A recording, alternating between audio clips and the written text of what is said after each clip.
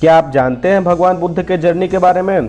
भगवान बुद्ध ने अपने जीवन में क्या क्या किया, उन्होंने कैसे अपना सब कुछ त्याग कर सिद्धि प्राप्त की और वे आज भगवान बुद्ध बन गए। तो हेलो दोस्तों, स्वागत है आपका हमारे यूट्यूब चैनल स्वास्तिक ज्ञान में। तो दोस्तों, जैसा कि आपको बता दूं, भगवान बुद्ध का जन्म 563 ईसा पूर्व इक्ष्वाकु वंशी क्षत्रिय शाक्य शुक्ल के राजा सुधोधन के घर में हुआ था। और भगवान बुद्ध का जन्म शाक्य गणराज्य की तत्कालीन राजधानी कपिलवस्तु के निकट लुम्बिनी में हुआ था, जो नेपाल में है। और इनकी मां का नाम महामाया था, जो कोलीय वंश से थी, और इनके पिता का नाम सुधोधन था। कपिलवस्तु की महारानी महामाया देवी ने अपने नैहर देवदह जाते हुए रास्ते में प्रसव पीड़ा हुई और वहीं उन्होंने एक बालक को जन्म दिया जिसका नाम सिद्धार्थ रखा गया, जिनको आज हम भगवान बुद्ध के नाम से जानते हैं। और दोस्तों, गौतम गोत्र में जन्म लेने के कारण वे गौतम भी कहलाए। परंपरागत कथा के अनुसार सिद्धार्थ की माता का उनके जन्म के 7 दिन बाद निधन हो गया था। उनका पालन पोषण उनकी मौसी और सुधोधन की दूसरी रानी महाप्रजावती गौतमी ने किया। शिशु का नाम सिद्धार्थ दिया गया, जिसका अर्थ है वह जो सिद्धि प्राप्ति के लिए जन्मा हो। सुधोधन ने 5वें दिन एक नामकरण समारोह आयोजित किया और 8 ब्राह्मण विद्वानों को भविष्य पढ़ने के लिए आमंत्रित किया। सभी ने एक ही दोहरी भविष्यवाणी की कि बच्चा या तो एक महान राजा या एक महान पवित्र आदमी बनेगा। सिद्धार्थ का मन बचपन से ही करुणा और दया का स्रोत था।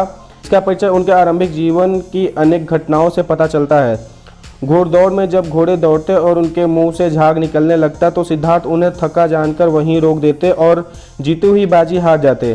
खेल में सिद्धार्थ को खुद हार जाना पसंद था, क्योंकि किसी को हराना और किसी का दुखी होना उनसे नहीं देखा जाता था। सिद्धार्थ के चचेरे भाई देवदत्त द्वारा तीर से घायल किए गए हंस की सहायता की और उसके प्राणों की रक्षा की। और दोस्तों, सिद्धार्थ ने गुरु विश्वामित्र के पास वेद और उपनिषद को पढ़ा ही राजकाल और युद्ध विद्या की भी शिक्षा ली। कुश्ती, घोड़दौड़, तीर कमान, रथ हाँकने में कोई उनकी बराबरी नहीं कर पाता। 16 वर्ष की उम्र में सिद्धार्थ का विवाह कन्या यशोधरा के साथ हुआ और उनके साथ रहने लगे, जहां उनके पुत्र राहुल का जन्म हुआ।